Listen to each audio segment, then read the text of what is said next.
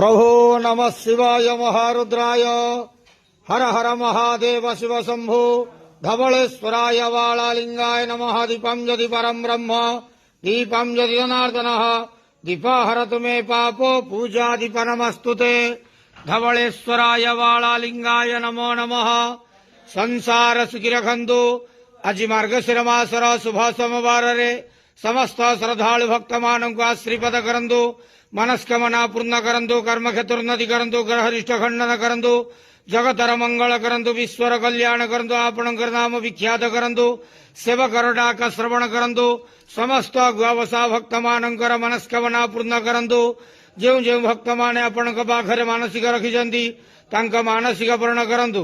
धवलेश्वराय वालालिंगाय नमो नमः। संसार सुखी रखंतु। आनंदे गेवार हरि बोलो। आज मार्गशीर मासर शुभ सोमवार समस्त श्रद्धालु भक्त मानक आश्रीपद करंतु। आनंदे गेवार हरि बोलो। बाबा धवलेश्वराय वालालिंगाय नमो नमः।